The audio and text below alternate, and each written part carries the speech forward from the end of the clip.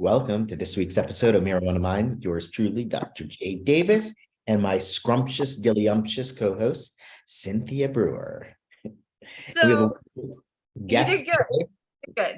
I'll allow it this time because last week we had such a hard time coming up with a word that our guest had to come up with one for you. Which, by the way, I mean, smart guy, and I don't want to get disinvited to his yacht, but those were not PhD level words that he was coming up with for me.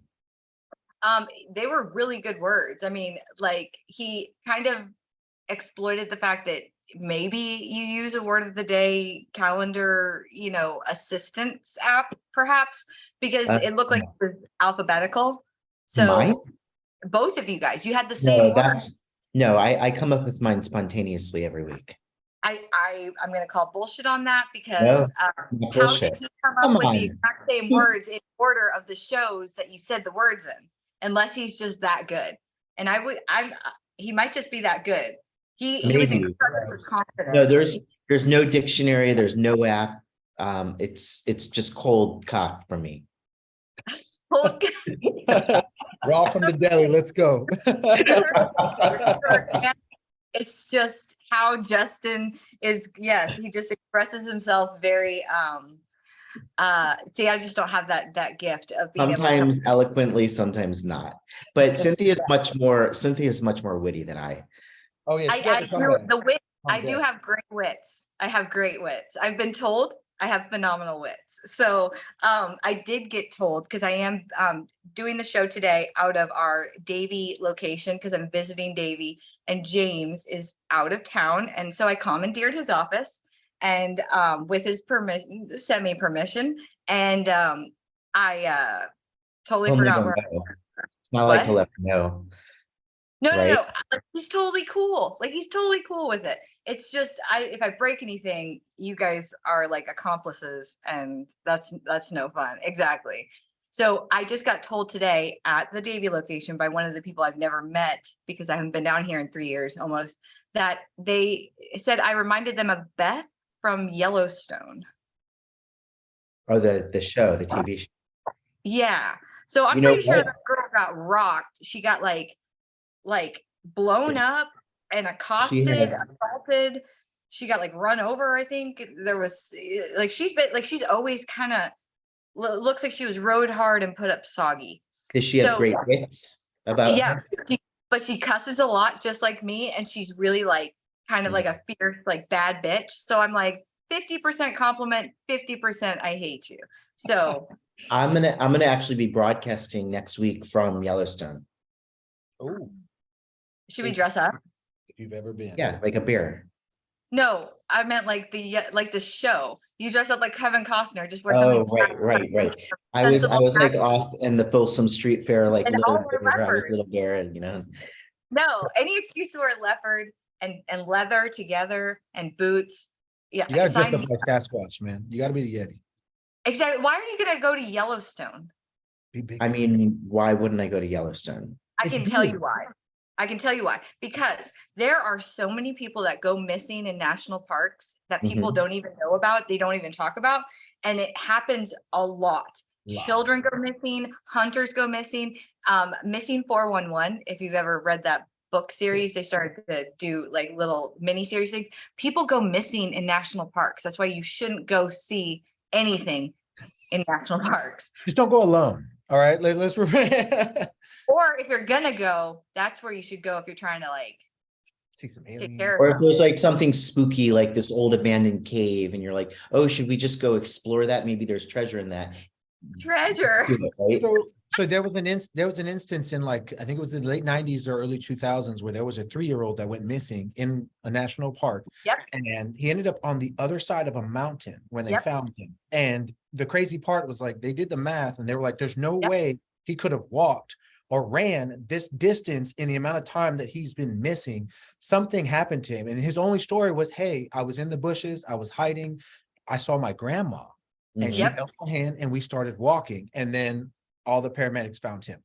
And that, like, that's the summation of the story. And it's like, what the shit? And that happens in national parks everywhere. Yes, you are by far best guest ever, because you knew this story like one of the stories is, yeah, these kids, they just go missing and then they end up in an impossible situation. What I think happens some of the time is there are birds. Okay, I was I've saying an eagle. An eagle no, grabbed him. you don't get to take my thunder. Okay, you no. So there are birds, not just eagles, but like not like a condor, but I'm saying like they're birds that can pick up small dogs. Those Yeah. birds can pick up small children, and it's not that far fetched to think that they see the kid out there and they just swoop it up and then they drop it somewhere else. And usually the kids are found with minimal like injury, but they're found obscenely far away from where they were like I missing. mean, here's the thing is that, first of all, I did see a YouTube video of that happening, so it's real. Yeah. But I think when that happens, Obviously. the bird either eats the kid or it drops them from the sky. Okay, And well, so- that's what they try to do to so- kill their prey. Obviously, it's, they're being picked up by a she-wolf that's taking them there. Okay, that's the other thing, is that maybe it's a pack animal, like Yep. a motherly kind of pack animal, like a A panther she-wolf. or something that has cubs, maybe, and they just pick it up and they just carry it off. Some children have been found with like they were not alive, which really sucks, but I'm saying their clothes were found with some, tatter marks. I don't think I've heard of a lot of bird eating, like man eating birds out there. So I'm going to call BS on that one, but I'm going to give you credit for the pack mama mentality, because that probably does happen. Thank you. I'm And just starting. let's introduce, should Door we for the win. introduce our guest? Because he's so easy to talk to, because he's like all just organically and naturally part of this team right now. I have almost forgot to introduce him. So today, for all of our listeners and our viewers on YouTube, we have Jonathan Mitchell, who is one of my closest confidants in the cannabis space, because I've known him through most of his, I would say most of your cannabis career. I mean, you were in banking before that. You worked for Like JP. 2018, 2017, if I'm not mistaken. Yeah, Just and 2 years so ago. Jonathan's one of those like constants that like might be with one company, does something really beneficial there, always ride or die, really good champion, always positive, even though maybe everyone else he works with is like a wet blanket. And then he goes to another part of the cannabis space, and then he, provides them with his excellent, amazing service. And then, I feel like you're going to be a cannabis lifer, which is a huge compliment, because you can make a shit ton of money as a lifer. Absolutely. And people like you. That is an underrated quality, I will say, ultimately, because Well, you got hearts and minds to do that. Ty, like when he got to schedule you, was like, I told him, hey, we had this guest that inquired and it just didn't seem like a good fit. And so he was like, we can't do it. What do you want to do? And I'm like, oh, I got this. I got Jonathan Mitchell. He goes, Jonathan, 20 exclamation points. And he's like, I fucks with Jonathan or something like that. And so he remembers. And then obviously at work here, when we were talking earlier today about work stuff, James was all excited because he was like, oh, Jonathan, I know Jonathan. So it's like, no matter where you go, you're going to be the fave. You're going to be like the OG.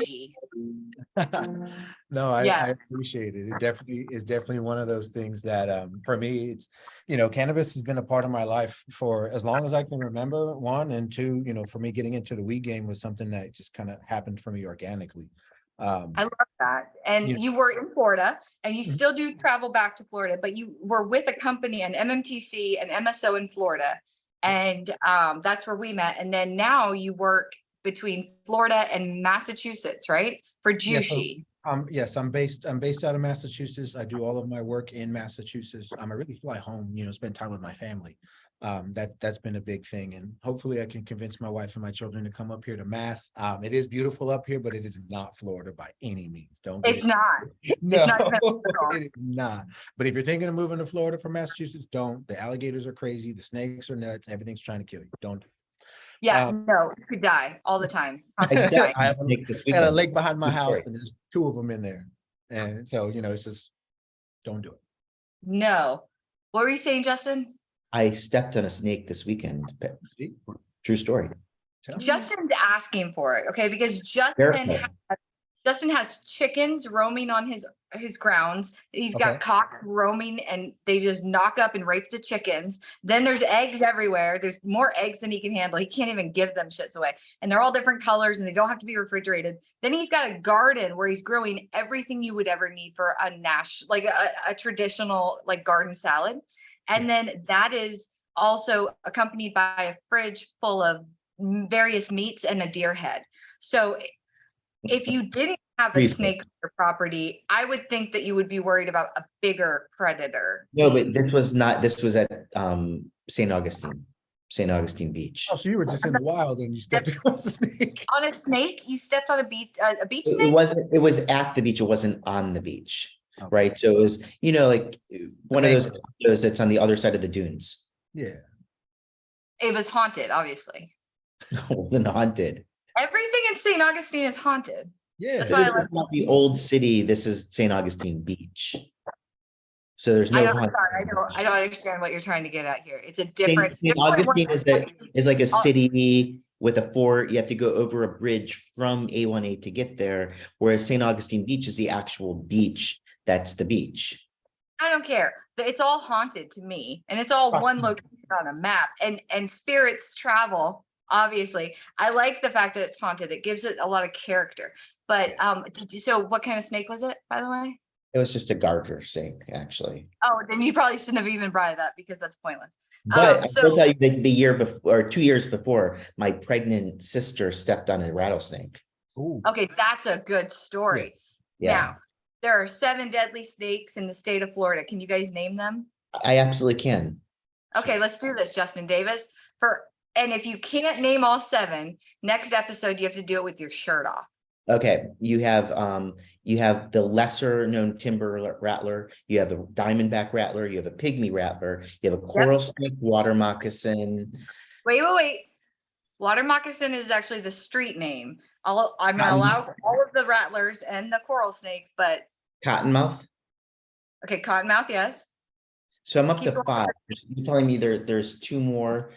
7. You're missing. Okay, so you got all of the rattlers, right? Mhm. You got copper, you got cotton.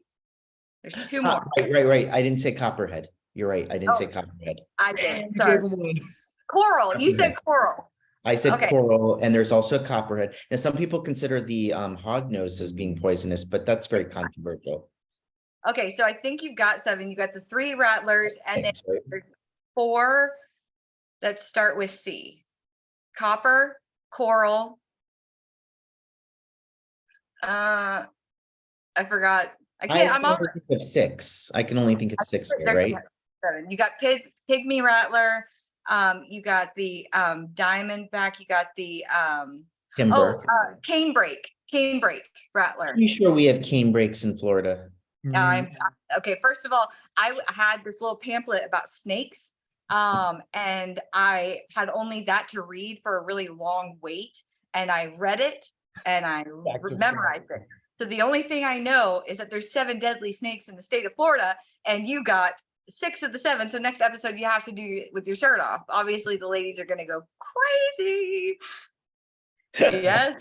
And you'll be in Yellowstone, so let's hope you don't get abducted or mauled by something with your shirtless episode. We're going to talk about our guest, even though I think it's amazing that you survived the garden snake ghost of St. Augustine. And your sister's a badass because, of course, while she's knocked up, she's going to like not get bit by a rattlesnake because she's a badass. She stepped on it, and she didn't know what it was. Luckily, it didn't bite her. It was a pygmy rattler, and I caught it, and I relocated it into the dunes. I would have relocated its head off of its body. Now, Sawyer, the red-bone coonhound I've got, when he was a puppy, he would he was just horrible. He was horrible. He was just like he was a rescue, and he just didn't understand how much we did for him, and so anyways, one day after it rained, I took him on a walk, and he brought a coral snake back in his mouth and just spit it into the living room. So I had to go take the running around like crazy. Then Harbor Freight makes a machete that you can buy that's really dull. And so moral of the story, gotta whack it a couple of times and it was halved. And I do have a photo. Coral snake. Coral snakes, are pretty harmless unless they bite you, but they never really bite people. Aren't all snakes harmless unless they bite you? Yeah, but coral Except snakes for- are not aggressive. They're like shy little things. They're beautiful. They don't have a hinged mouth, so they don't really open it very wide. Their fangs are in the back, so they're not like these, like viper fangs. They're not badasses. We don't have black mambas here. All right. We don't have the vipers. So I'm going to say if it's on the poisonous list, it's going to be dangerous. And I don't care if it has to like gnaw at me for 24 hours. If it's poisonous, I'm going to count it. Yep. 7 points. Thank you, Jonathan. So Jonathan, we're going to talk now about Jushi. Jushi is one of those names that comes up in the cannabis space a lot. And I think this is a good point because Justin was like, what is a juicy? Jushi. I feel like that's like me at a sushi joint, right? Like, A Jew at a sushi joint, Jushi. Your do that phone all will the time. autocorrect Jushi to juicy automatically. And that is also a compliment to Jushi. But Jushi is one of those cannabis companies that everyone is starting to hear about, but it's already been here for a while. They're operational in multiple markets. I'm gonna let Jonathan speak to that. But where is Jushi based out of, Jonathan? So right now the headquarters is based out of Boca. So they're Florida based for the headquarters themselves. So they're paying their taxes down there and doing everything to support the economy, which is great. I love it. I'm, Florida for the last almost 11 years, until I came up here to the super cold, wonderful state of Massachusetts. But we do have about 7 different locations that we operate out of. 5 of them are operational at the moment, 2 of them coming up and online. They've got a ton of brands. We have a ton of brands. I need to kind of get incorporated back into the flow of these things. We have about 8 different brands. What are some of them? Can you talk about those? Yeah. So up in Massachusetts, we're Nature's Remedy. Our lab and our extractions uses the lab concentrates. We have a value brand like Sachet. We also have a brand called The Bank, which is the premium flower genetics, and they're looking at a couple of different brands in the future as well. Some of which I can't talk about, some of which I can, but The Bank is definitely the top flower for us at the moment, and we're looking to expand that. So it's definitely been a fun ride for me coming up here with them. Because they needed some help on the compliance side, they need some help on the quality assurance side, and that's where my expertise stepped in, and it was really a really meshful experience because I was able to step in and immediately start to have an impact, which is one of those things that when you hire somebody, especially from out of state, the big concern is always, are they going to fit well with the team? How does it work? And, with my knowledge and the people here, it's definitely been an awesome experience. And it shows, for us, Yeah.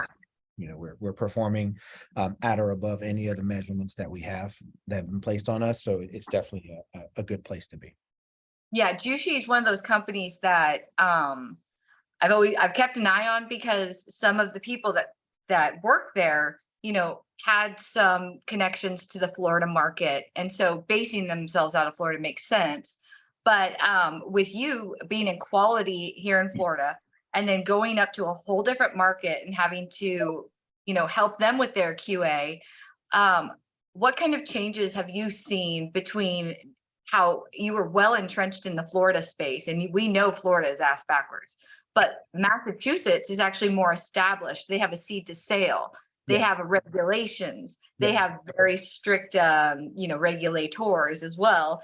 And we work with you up there. But what is your experience as a quality assurance person from Florida to Mass? So it's definitely been insightful because this market's been established for going on 7, almost 8 years.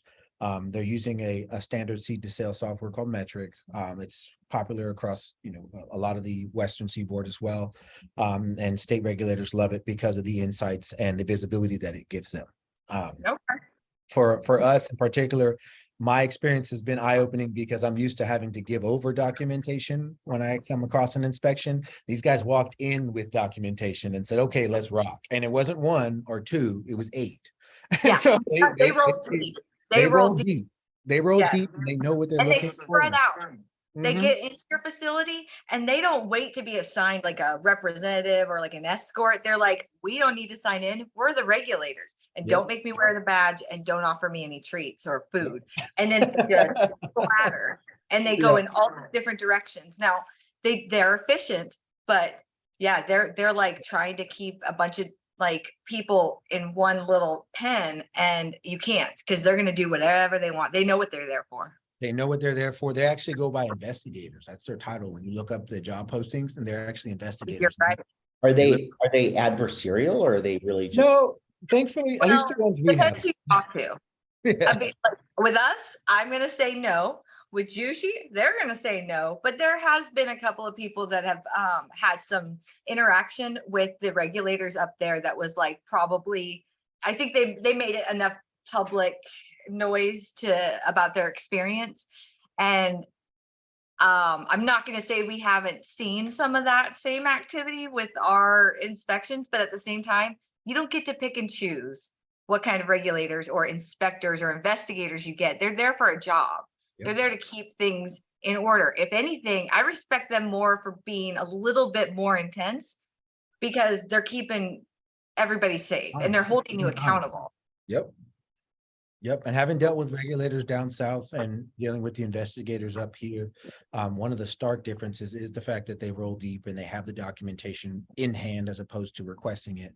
I know from up here, one of the big differences is they started asking me questions about how it's done down south. And I mentioned how, CGMP is one of those requirements for an MSO to have as part of its operation, where that's not required up here. And that immediately perked some ears up, because it seems like they're looking at those standards as well, not only on the medical side, but anybody that's co-located with medical. It really makes you adhere to a standard. You're not. I know you, and I know you're not going to take that info and sit on it. So what are you doing about that? Because I can see it all over your face, and I know you. If you're going to capitalize on anything, if you notice somebody's ears are perking, what are you doing? What are you doing now? Thanks to the streets for teaching me to pay attention, because that's why I'm mostly broke, because I'm always paying that. So for me, it's really about, now when we look at our processes, now when we look at the way we do things, I start to incorporate these elements of CGMP where it comes to standardized documentation. We do have a quality management system in place here already. It's the implementation that I was brought on board for, because I have experience doing implementation when I was in Florida. When we started off with Knox, we had to build it from the ground up. So it's one thing to implement, it's another thing to write. You can write everything overnight, but getting people to follow the process, getting people to a standard and understand why they're doing what they're doing, it is definitely something that you have to win hearts and minds for. You can't just say, hey, do this because I tell you so. It's no, do this because at the end of the day, this jar or this vape card or this, tincture is going to end up in the hands of someone's grandma who could be immunocompromised. And if you come in with a cold that day and you happen to cough on this, that could spell death for somebody down the line. And I don't want to be like the harbinger of bad news, but it is a possibility. Probable? No. Possible? You don't want to find out. So, that kind of mentality of let's do things safely, let's do things in a clean manner is something that you have to instill in people, because it's not in the cannabis space. It ain't there. People can say that. It's mandatory here and it's not in mass. So you guys just decided to make it like part of your SOPs, like part of your operational. As part of our process. Yep. We're building that. We're building it in. It's already, we already have the framework there. Now it's the implementation phase is where we're at. We're implementing all of the SOPs, implementing all of the standards, all of the practices, from cleanliness to environmental monitoring.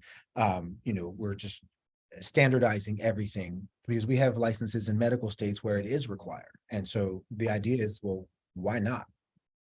Right. And you also do like to flex, obviously. So there's something there to be said. Like if you have competition and you have this, you can have a leg up and an advantage and maybe win the hearts and minds of those investigators. Monica and Steve are probably my favorite, but yeah, it's a flex. It's a well-warranted flex. Go ahead, Justin. Sorry. Well, as a, obviously as a doctor, I've had to take a lot of classes and medical classes, but one of the probably the most valuable things that I had to study was an undergraduate was microbiology. And what I notice a lot of times, subsequent to that is that people just that haven't had these kinds of classes, it's just not in their they just don't understand, it's not in their knowledge base to think about like, oh, if I, lick my finger and then touch it, that I've now introduced, 100,000 bacteria into this. Like, they're not thinking in those terms because they've never studied bacteria biology. Is there any kind of requirement? I think you were kind of touching on this, but are there requirements for people to study those kinds of things that are in these processes, just so that they can conceptualize? Because you can tell them, oh, you have to be really clean, but if you don't understand microbiology, you don't really understand what that means to be clean. Right. So I'm in a unique position because, we do have environmental monitoring. I do, I myself take, the agar plate samples. And so I bring those to our meetings and I show people like, hey, this is after we cleaned. Look at all the microbes that's growing, or look at the lack thereof, because that's really what the news that I love to deliver. But occasionally we do have, instances where I'm able to show a plate that has a lot of fuzziness on it and people start to ask questions and we start to break those things down. And as far as people, studying for microbiology, it's a huge plus. A couple of our licenses down south actually have like microbiologists on site performing, qPCR analyses and things like that. But up here in Mass, where it's not required, it's really more on the training program to teach people, hey, here's why we do the things that we do, and let me show you. And so that's been one of the things that for me it's been, super insightful. It's getting to work with people and teach them the importance of why we do what we do and why these SOPs are written with a clean step and a sanitation step, and they're not the same. So like some people are like, that's clean. Well, that doesn't mean it's sanitized. Like it looks clean, but I'm not going to eat my spaghetti off of it. So there's a huge difference between that. And a shirt. I'm gonna make that into a shirt. I'm not gonna eat my spaghetti off it. Exactly. So I think it's interesting because you and I are very similar. Like we didn't get master's degrees. We didn't go to like expensive colleges. I had some scholarships, so I went to community school and community college, and I wait until they kicked me out, kind of thing. And you did the same, but it's really admirable, and I think it's really exciting to know that people that enter the cannabis space, although I was never a chemist and you were never a microbiologist or somebody that was specifying their like different education on plating and teaching people about microbiological contaminants, is able to learn all of that and teach people as an end result. It really kind of lends to the side that you can't be an expert in cannabis yet. It's too new, but you can definitely learn a lot of stuff without having to have any type of paperwork to back you. Justin has to. He's a doctor. Well, like I think I would say that the difference is when somebody has paperwork, you assume that they have a certain knowledge base and you can just assume that. Whereas if they don't have that paperwork, absolutely, they can be a complete expert and know everything in the field, but they might have to prove themselves because they don't have that paper to show that they've formally learned that. I don't think cannabis really makes you do that though. Jonathan, what do you think? Do you feel like you've had to if you didn't have a traditional, degree program, bachelor's or master's or doctorate, did you feel like you had to prove yourself, or was it more about show up kind of thing? To a degree, Justin does hit a nail on the head, because a lot of times, companies will look for those papers, right? They look for that certification saying that they have this set of knowledge. And then when you don't have that paperwork, you do have to turn around and say, okay, let me demonstrate what I can do and what I can't do. So the first year I was in cannabis, that was really a trial for me, right? I had to turn around and show not only what I could produce, but show how I could manage the site and show how I could manage the personnel and really bring forth, what I knew I could do versus what I was shown on paper, right? So, Justin has a point, the certificate, the degrees, it's almost like getting on a fast track, but you still have to back that up with results. And that's where the experience comes into play, because you might have a book, whereas I have tacit experience. So we can blend those two together and marry the two in a way that works. Or you There's, can you use the also- past experience, I'm just sorry? if you've been a manager, of one place and they assume, okay, he has managerial skills, right? So then you use that to go to the next place and build on that. I think it also depends on when you get in with a company. So like Jonathan and I both started our cannabis careers entry level with a brand new company that was starting ground up.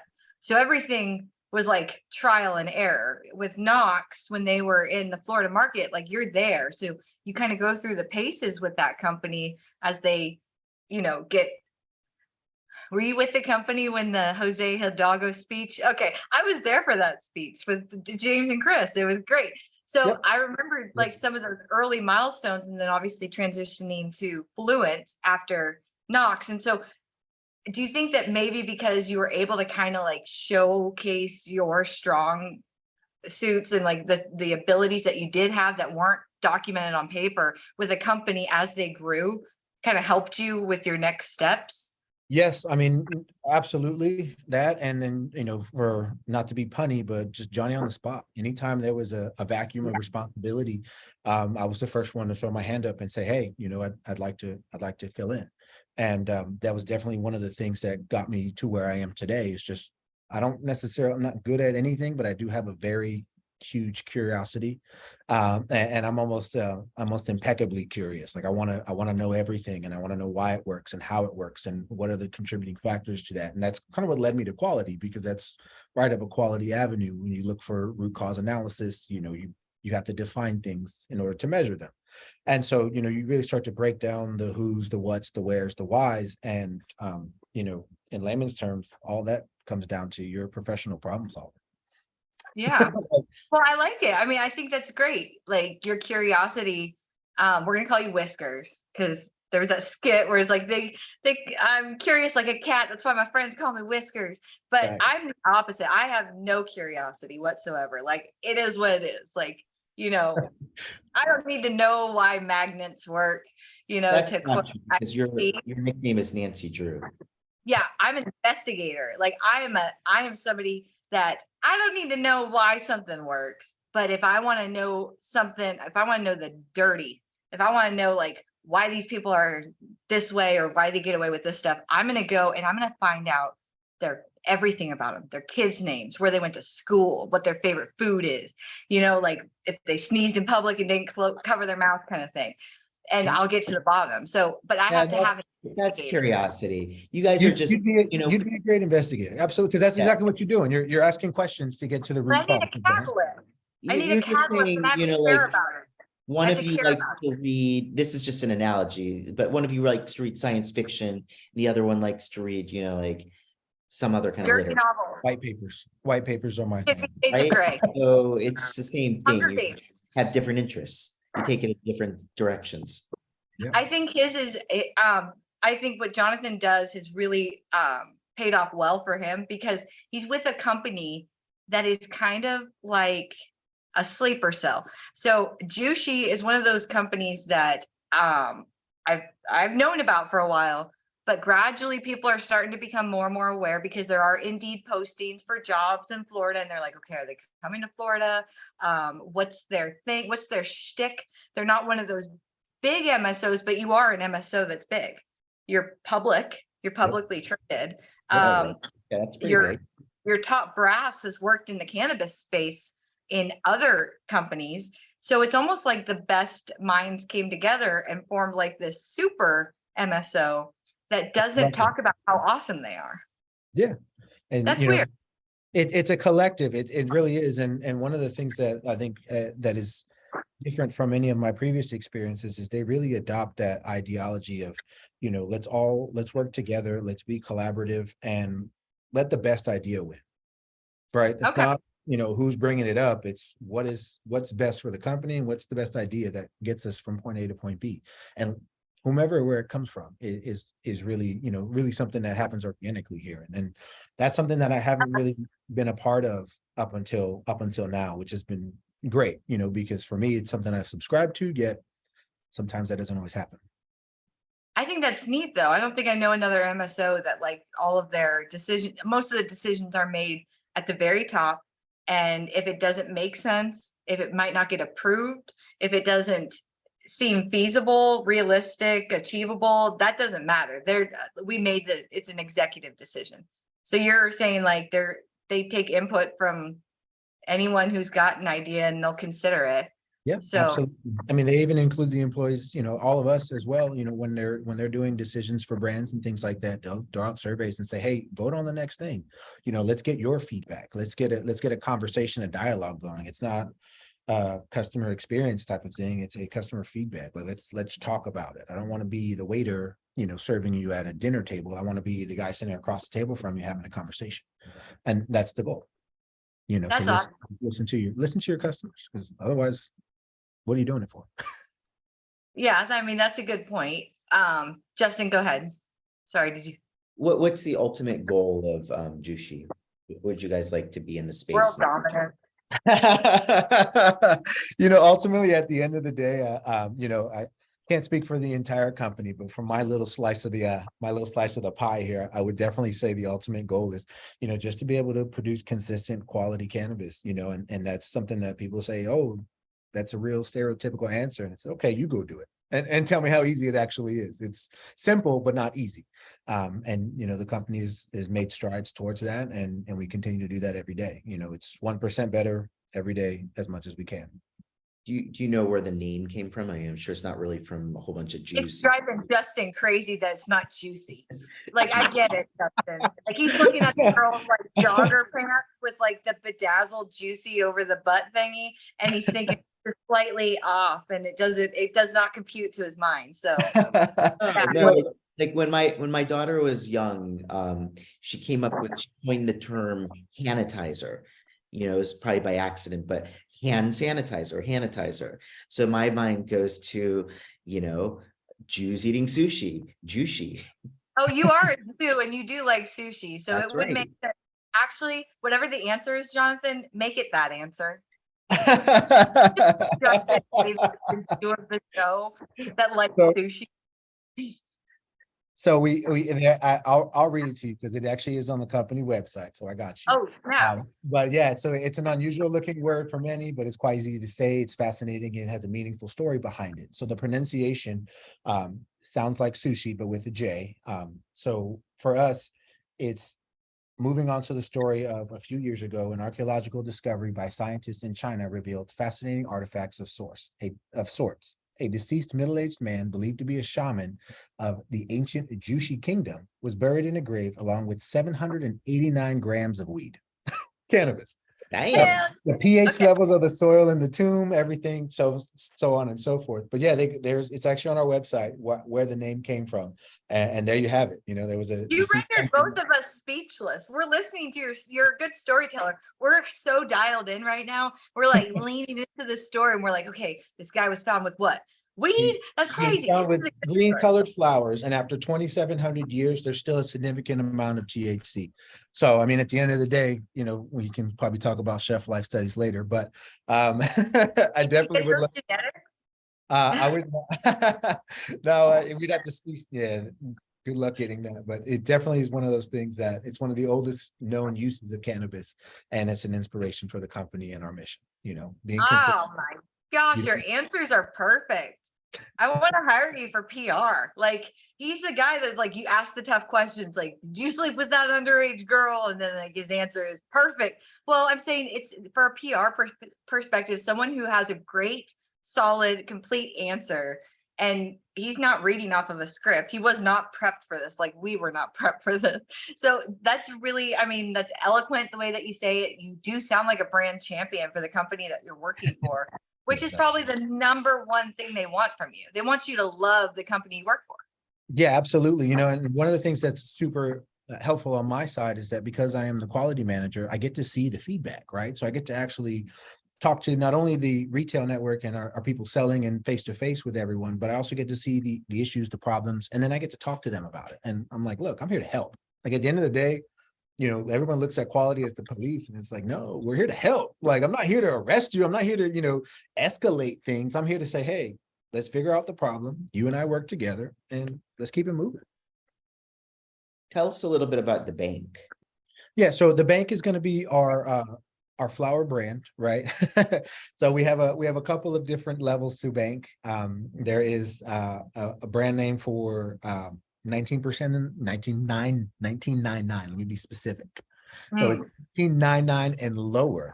All right, and that falls into the gold category. Cachets between 20 and 24.99, and then Vault is 25% and up. It's a potency driven model, similar to what you'll see down south as well. But really, it's just to accentuate, when we have higher quality product, we also have brands that falls into. So rather than having to sit there and have customers go in and say, okay, what's the potency for this? What's the potency for that? They know that buying a specific brand, they're at a standard. Okay, I love that, because that's something that James and I have talked with regulators about doing ranges, because the potency in Florida issue is kind of all over the place. There's no regulations on which potency has to be on the product, and so we're being deducted by something arbitrary. But in your market as well, like, they do a different type of potency. And so wouldn't it kind of eliminate all of this like competition and higher potency based nightmare if they did ranges?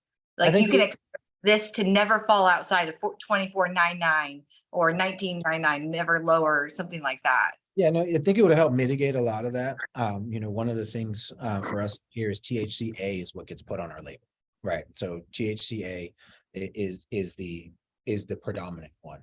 Whereas down south, you'll see THC and TAC and a lot of those. Yep, Yeah. there's total active cannabinoids on there. But I like the THCA factor because it really shows what's there. And it allows our customers to turn around and actually evaluate us without having to look at that big TAC number. Because that number TAC, everyone sees that and they're like, oh great, it's 32%. It's like, no, it's really more like 26, but there's a lot of the cannabinoids and compounds in there. So the total active cannabinoids number, I can see why you wouldn't want that, because it automatically makes you look like it's inflated. And from the lab perspective, we automatically get, put on blast. But THCA without the decarboxylation formula never thought about it until now, but yeah, it does make sense. It's exactly what is in there without any like additional nonsense. It's kind of straight to the point. Yep. I like that in one hand, because it really does make it easy for the consumer. Yeah. The flip side of that, I feel like, is we talk about often that it's not necessarily the THC levels that determine, either the potency or the quality of the cannabis. So it's I guess it does determine potency, but it also does contribute with. So what does Jushi feel about terpenes? So we're actually looking to start testing terpenes and putting those on our labels as well for flower, because that's something that's not required in the state, but it's an additional expense on us. On the same notion, it's going to give a clearer picture as to what is there inside of the jar, right? Because that's, at the end of the day, that's ultimately what a consumer is going to care about, is what's in the jar. And so, terpenes is something that the company's open to, and they're looking into bringing on to some of the brands that we have coming up, as well as some of our existing brands too. But that's about as much as I can say on that part. So, well, I get it, because it's not mandatory. So it's like, why spend the extra money unless your patients or your consumers are demanding it? And but yeah, it's funny how some markets feel like it's necessary and relevant, and some are like, nah, you're fine. I mean, me personally, I feel like it is one of those things that should be there. I feel like terpenes and cannabinoids are like Oreos and milk. They're great alone, but synergistically, they're so much better together. And so that's one of the things that, I use that explanation anytime I give a tour, anytime I talk to anybody, I'm like, you want to talk about the entourage effect? Oreos and milk, they go together, right? They're great alone, but they go together. And there's something to be said about the unique experience of it. And then there's people do it different ways. Some people like to, kind of sort of drown their Oreo and wait till the bubbles don't come up anymore. And I'm like, you might have some problems. And other people just pick it up. nice and sweet. Yeah. It gives So me anxiety. Anxiety. Yeah, I'm with you. We I do had gotta a guest a few weeks ago that he came up with this interesting concept. It's actually patented, but some complicated algorithm. And basically what it ends up determining is a dankness unit. Oh, With, the International Dankness Guild or Yeah. whatever. So Ronan McConan, but not really McCronan. It was actually pronounced different, but it sounds so much cooler when it rhymes. That's who you're saying, right? But yeah, it sounds much better when it rhymes. But it's an interesting concept because basically you can take every marijuana strain produced, test that particular strain. Obviously, you need to have fairly consistent testing. And then by the algorithm, we'll put it into a number. It'll assign it at a number. And the number is going to be from 1 to 100. But it's not ranking it like 1 is not bad and 100 is not good. Basically, it's telling you that like 1 to 10 is going to give you some particular kind of effect. 10 to 20, different effect. And so consumers, once they get used to that, and it's also very useful for the people selling it, can basically be like, oh, this is a IDU, of 47. And you can be like, oh yeah, I love 47s when I'm hiking. I want something like, I want a 40 to 50 for hiking. But if I were going to sleep, I'd want, like a 70 to 80. It's almost like a personality test for cannabis. So like type A personality, type B, but you can also have like people that are, have different characteristics. So like for me on that scale from Ronan, I was orange. Like I was in the orange category. I liked indicas that were really grounded, that tasted like I rolled up Mother Earth and smoked her, and gaseous, very offensive and diesely. That section of his little scale is Cynthia all day. I don't care if I'm hiking, which I'm probably never going to do. I don't hike frequently. I don't exercise. It's not an absolute thing. So you can't say every single person that likes to hike is going to like, 40 to 50. But once you determine like, oh, I tried a 40 to 50 and that was perfect for, these, you can consistently pick out the cannabis strain that you want for some activity. All right, so you can make it relational, right? You can actually start to have actionable items as opposed to, hey, this makes it like this. And I thought it was genius. Right, it's not potency, it's effect. And if everyone were to adopt that, it'd be much easier for people to choose what cannabis strains they wanted. Did you buy stock in his company or something? No, but I would like to. I know you were a big champion for him, and I know how much you were into it, because I think that was one of our longest running episodes at 1 hour and 40 minutes, because you were so leaned in, you were so inquisitive, and he was right there with you. I understood, but once I found out where I was on that scale, I was like, I'm an orange all day. Like, I don't care what I do. I'm always going to be on the couch.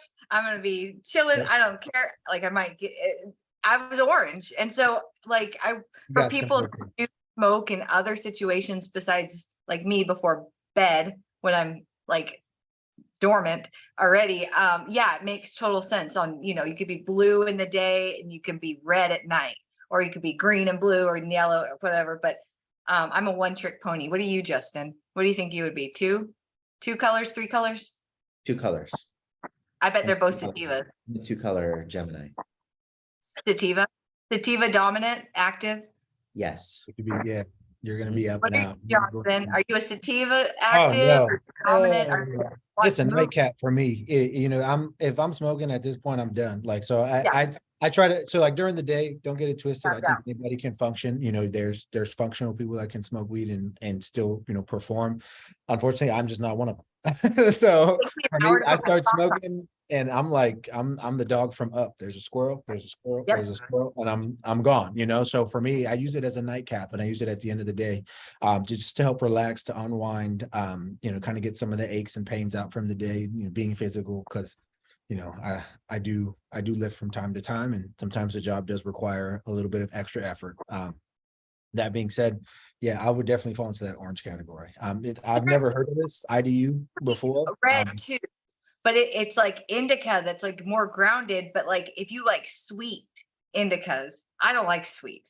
I want it to be very like visceral and aggressive. And I do like candy. I do like candy. One of my favorite strains is from Right. It's called Slurricane, and hands down, definitely a huge fan. I don't want to feel like I'm smoking a sweet tart. And so some of those strains, like, have you ever walked into the vape plume of somebody that was vaping those nicotine ice thingies that you get at the head shop, and you walked into it and it's like, did I just like snort a pixie stick? And Yep. then like encompasses your face and it takes a while. That's what I had a bad experience with a vape plume once. And so now I just like the gaseous, the diesely, the offensive, the heavy stuff. I can't do anything sweet. Rude Boy OG, whoever can find that genetic needs to bring it back. Bring it back. I want something that assaults my nose, please. I want to offend my next door neighbors that aren't there, that live in a different state, because I'm saying like, that's what I want, because it's my one guilty pleasure. Right. I don't, drink. I don't, participate in extracurricular drugs, just the fun kind that grow from the earth. That's it. Not, yes, there you go. I've never gone so far as even trying shrooms, that's something like weed's Okay, been no, I the just only thing, shrooms are totally on the list. only thing I've ever done. I'll check the box on shrooms because that's good. I'm just saying, if it comes from the earth, but that's neither here nor there. You're still cool even if you don't do shrooms, but you should try and do shrooms sometimes. They're pretty cool. So it's your guilty pleasure. It's your end of the day relaxation. It's almost like a brandy or a cigar. I mean, one of the things I've always had an issue with is, like when it comes to weed, like the worst part of weed is getting caught with it, right? There's nobody bats an eye if I bust out yeah. We've quoted that gentleman on this podcast twice now. You're the third person that's quoted. Do you know who made that quote? Absolutely not, but I'll give homage to whoever did. I fucks with you, but at the end of the day, it's getting caught with it. That's the worst part of it. Nobody bats an eye if I open up a 24 pack in my garage and just crush it all watching a football game. But God forbid I smoke a joint or a blunt. All of a sudden it's like I'm demonized, and people sit there and like, oh, what it's gonna do to your head, what it's gonna do to your brain, what it's gonna do to your kid. I can't wait. Nothing. There was a interesting study that I read today, published in PubMed, which is if anyone's ever Sounds like wanted, a really cool doctor magazine. It's it's white papers for online. medical. Yeah, it's white papers for medical. Yep. And if you ever want to see like the studies on something, go to PubMed and do your keywords and you'll actually get studies that people have done. So it's a great site. And there was a recently published study on COPD and marijuana use. And I was and smoking it specifically. And I was pretty sure that they were going to tell us, like it's bad, causes COPD. And interestingly, the study showed that not only is there no evidence that no matter how much and how long you've smoked marijuana, does it worsen COPD, but it doesn't cause COPD as well. It's not, it's not like an absolute 100% for sure study. It's a retrospective analysis of people using it, but still it's pretty impressive that, contrary to what we've always been taught, like, oh, it's much worse than cigarettes and this and that. Like, okay, actually, maybe it doesn't cause any lung disease. We know it doesn't cause cancer. And you're smoking it, right? Two facets for that. One is the effects of weed canceling out the carcinogenic effects of actually burning, right? Because you're still smoking. So there is a risk of cancer with the carcinogenic effects. But the other thing too is I would definitely be interested to see, there's strains out there that are considered like, bronchodilators or vasodilators where they're helpful for asthma. And I've grown up with asthma. So that's the only reason why I have a particular affinity towards it. Having it since I was 6 months old and having to go through a couple of experimental shots and steroids to combat asthma, it's definitely been something for me that I've noticed it never triggers. Where cigarette smoke, around enough exposure and I will have an asthma attack. But cannabis smoke, I've stayed away from it up until I was 16 because I always thought that it would do the same thing, and then it didn't. And I was like, well, this is interesting. And for me, it opened my eyes to a lot of different things. I fell into weed. I literally fell into weed. I ended up getting I played football in high school, had my knee blown out with an ACL tear. And at 15, they gave me hydrocodone, oxycodones, and Percocets. At 15? At 15. Wow. 15, and they said, okay, go back to school. I took the hydro one time, didn't like the way it felt. One of my buddies had gone through the similar surgery and turned around and he said, you try weed. It let me sleep. Tried it, liked it.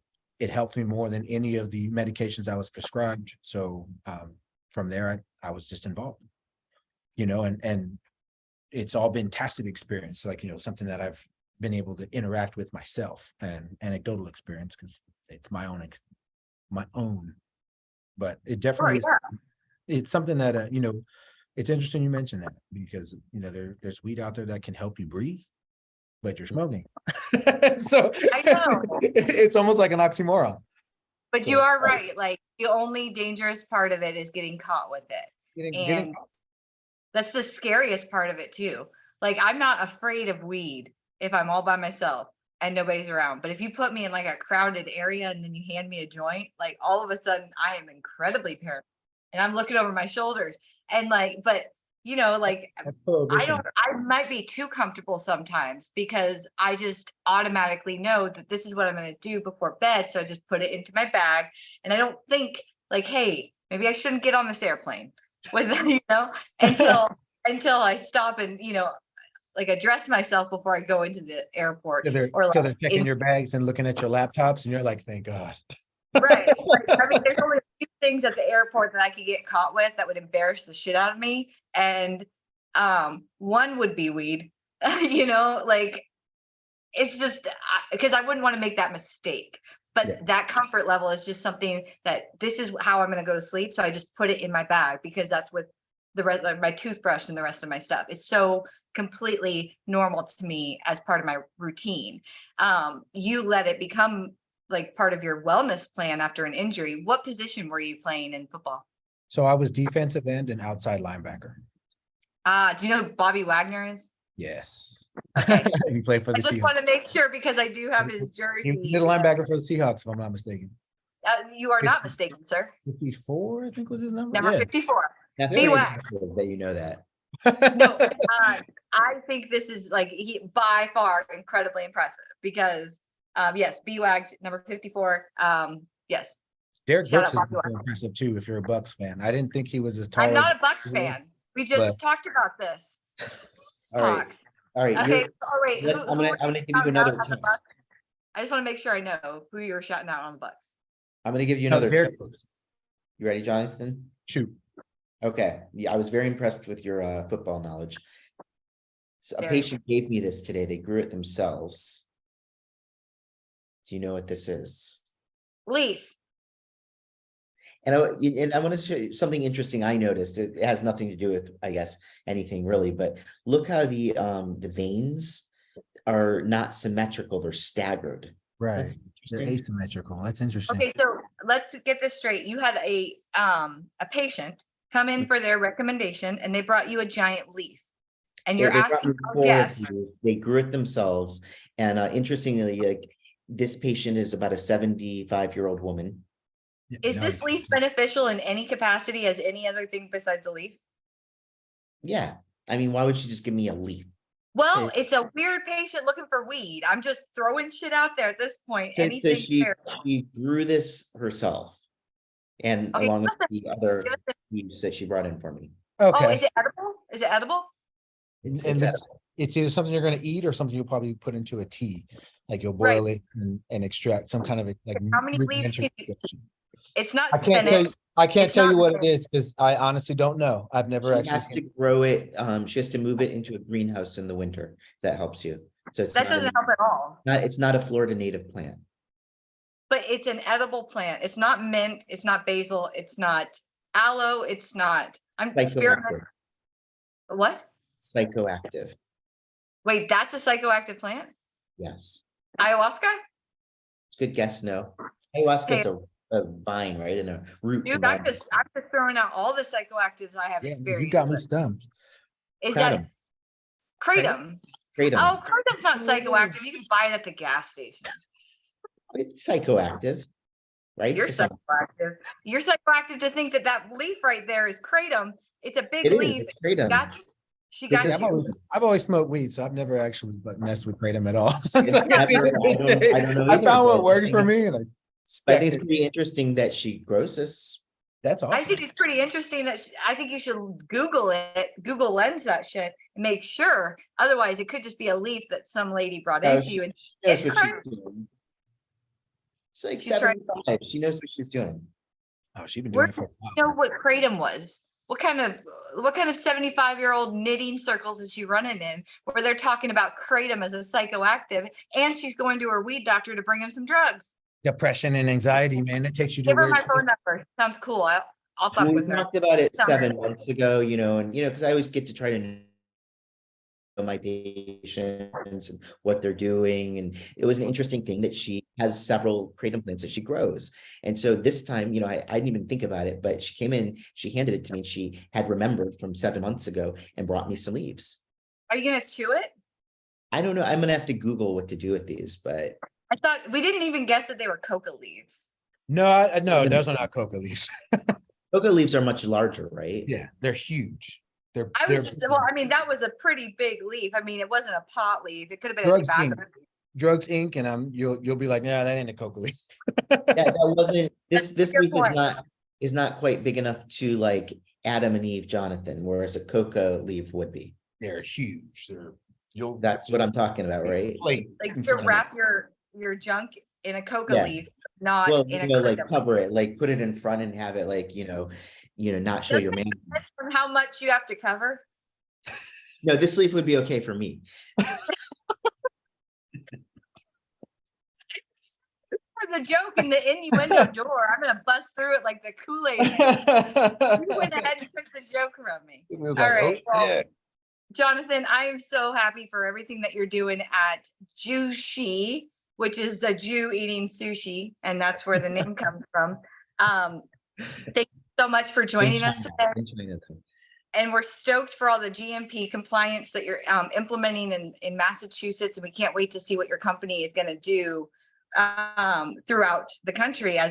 I know it's got plans that you can't tell us about. I know that. I know you've got to be true to the NDAs that you signed, but I can see it all over your excited face that you're with a group that you're happy and enthusiastic about, and we're stoked for you. So make sure you keep us up to date with everything that you're doing. Absolutely. Absolutely. I love to recap in a year and touch base. Can't wait. Justin? You were definitely a delight. How could you not love Jonathan? Like everybody loves Jonathan. That could be a show, a TV show, right? Everyone loves Jonathan. Like 5 shirt ideas in one episode. Like I wouldn't eat my spaghetti on that. And then the Oreos and milk. Oreos and milk. Take the damn Oreo out before I get in a panic attack. I might have to borrow that analogy for patients to describe the entourage effect. Absolutely. It's Oreos related. and milk. Yeah, I love it. It's great. You know how I now have started to trying to help people that come in, so obviously these are people that do not have a deep knowledge of marijuana. And I'm trying to describe to them what a indica is, what a sativa is, and the difference in hybrids, right? So I started using the analogy that you have to think of it like a dog breed, right? So maybe a sativa is a terrier, right? It's a general, and you can describe, okay, it has some characteristics that you would call one terrier and another terrier, but on the other hand, a pit bull is a terrier and so is a Yorkie. So there can be vast differences, right? We need to make a video. Let's make a video on this is what a sativa will do. And we'll show somebody participating in sativa, maybe doing activities and trying to do things and puzzles. And then what's an indica? We could totally make this into a Marijuana Mind teachable moment. And the hybrid is a mutt, right? Depending on what you crossbreed, you're going to get different mutt characteristics. I've known some really lazy Jack Russell Terriers, and I've known some really excitable Burmese mountain dogs. So because one of the Jack Russells was grown exclusively indoors and the other was grown indoor. One of the Jack Russells spent Jack time. Russell. It's like a puppy mill analogy. I can't get on board with this, Davis, but no, it helps. People get it when I tell them that. Yeah, no, when you make it relatable and all of a sudden they remember it, and they're able to act on it. Oreos and milk, entourage effect. Boom. And maybe bring some into the office and Yeah. The activity, the act of doing it will help them learn. This is great. This is gold. We've got aces here. So this is Cynthia Brewer. I'm signing off for the Marijuana Mind. We will talk to you next week. And my wonderful co-host, Dr. J Nasty. I like it when you say it. Dr. J Nasty. If Keep you're it- what keep it did she green. used to say? What did she used to say? But Janet Jackson. She was like Oh, Uh, it's nasty. right. Oh my Miss Jackson if you're nasty, right? That's a So, great porn name. You got a Dr. great Justin porn. Nasty, Dr. Nasty. No, Jay Nasty. It was your nickname. We've had so many of them. It's Dr. Davis if you're nasty. Yes, Dr. Davis, if you're nasty. Oh my. I mean, Dr. D can roll off the tongue. No pun Oh intended. yeah, Dr. D. Oh my gosh, Dr. D. That sounds like a very mild mannered porno that you could give. Okay, we're gonna end it at that, and we will talk to you next week. Thank you again, Jonathan. Thank you. It's going to end for everybody when I press this button. So Wait, you're still rolling? yeah, So 'Cause I I wanted to shouldn't say say the image. I didn't want to say, I just didn't want to hang up. So Taylor's gonna cut it at a Right. certain time. What are you gonna hold up? Because I'm a kratom leaf, now, and I'm a coca leaf when I'm excited. yeah, no, oh, yeah, okay. He's like, Okay. damn, let's fucking go. Oh, I get you. This size different. Okay, we should Yeah. actually leave the whole part into the show. Right, I the blue love person. It's important. Okay, I'll talk to you later. Bye, guys. He said, Thank you again.